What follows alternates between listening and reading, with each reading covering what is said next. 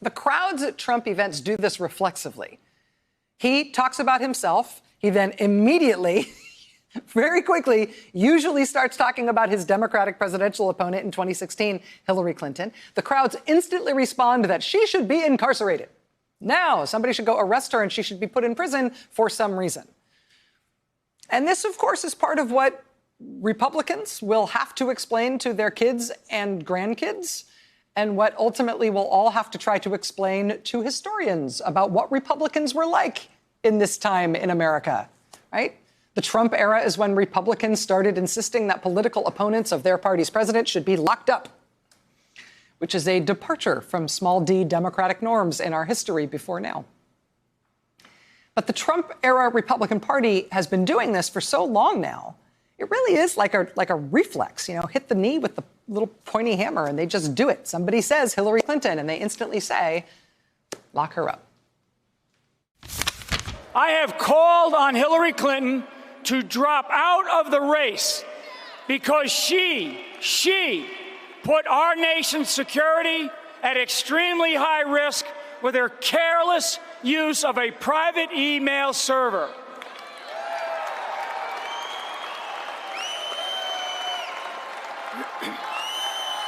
Lock her up, lock her up.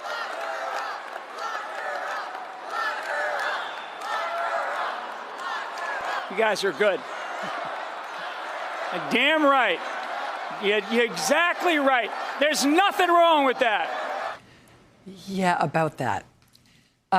That gentleman leading and praising the damn right, lock her up chants at the Republican National Convention, that is Mike Flynn, who is now facing the very real prospect of himself being locked up in federal prison after pleading guilty to a felony charge of lying to the FBI. Federal prosecutors had initially told the judge who'll be sentencing Mike Flynn that they thought he should just get probation because he had been such a helpful cooperator with prosecutors after he pled guilty.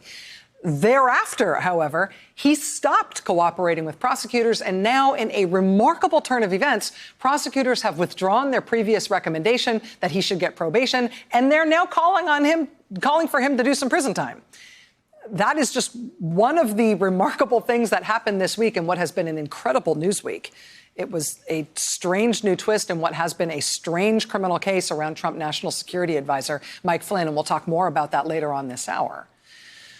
But in terms of him leading the charge that Hillary Clinton should be locked up, right, from the earliest days of the Trump campaign to something the president is still continuing with tonight, or as of last night, the Washington Post just broke the news last night that a Justice Department review of Hillary Clinton's emails, as well as the supposed Uranium One scandal, which single-handedly kept the lights on at Fox News in primetime for months at a time. The Justice Department review of those lock-her-up Hillary Clinton scandals, a review that had been ordered by Attorney General Jeff Sessions under intense pressure from the Fox News channel and from Trump-supporting Republicans in Congress and from the president directly and from then conservative gadflies like William Barr, who would ultimately go on to become Trump's new attorney general. That Justice Department review of Hillary Clinton's emails and the supposed uranium scandal, that Justice Department review has apparently quietly been wrapped up, having found nothing of consequence. As I mentioned, the Washington Post was first to report this last night, that this review has wound down, while finding nothing of consequence. CNN tonight has now matched that reporting. Quote, a Justice Department review of business dealings tied to Hillary Clinton, a review championed by President Trump and his allies, has wound down with officials not finding enough evidence to recommend the formal opening of any criminal investigation. This follows the FBI, of course, deciding that there should be no charges related to this supposed scandal about the emails. It also follows the Justice Department Inspector General finding that that was the correct conclusion by the FBI. There shouldn't have been any charges. The only real wrongdoing related to this email thing was the FBI director deciding to make public statements about that investigation during the campaign because he felt like he was under so much pressure to look tough on Hillary Clinton that he felt like he had to say something bad about Hillary Clinton in the middle of this investigation, even though it probably influenced the election and even though the FBI itself concluded there was never any reason to bring charges in this case. After that, the State Department Inspector General did yet another review of this matter and found that, in fact, there had been nothing wrong in the supposed Hillary Clinton email scandal. No reason to take any action here at all, let alone put Hillary Clinton in prison for it. I'll tell you, as a matter of my opinion, I believe that the New York Times is one of the great wonders of the world, and we are a better country and a better world for having the New York Times in it.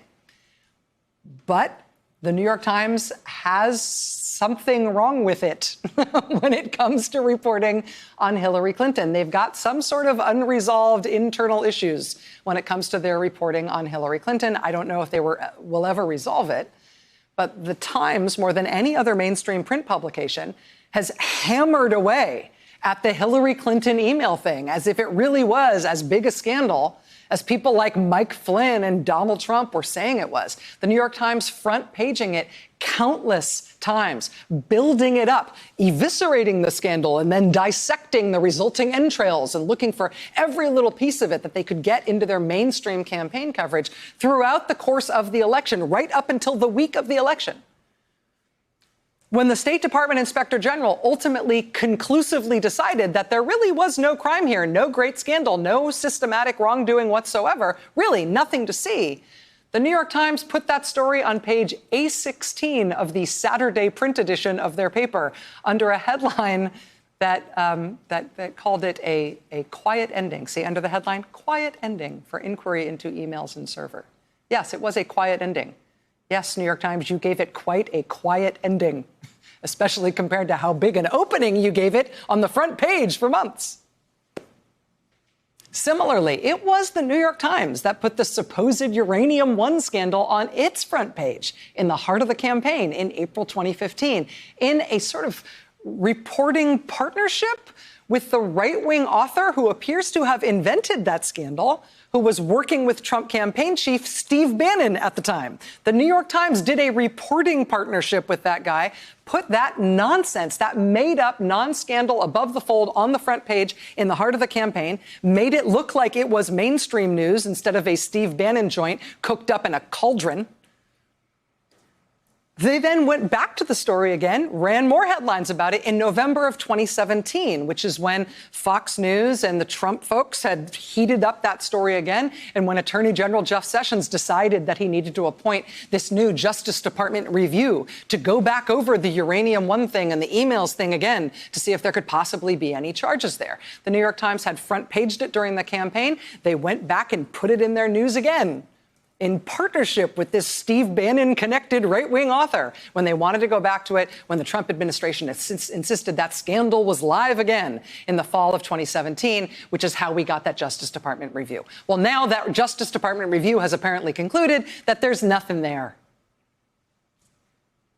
And in fact, the review wound down months ago and found nothing and no reason to charge anybody or even open a formal investigation.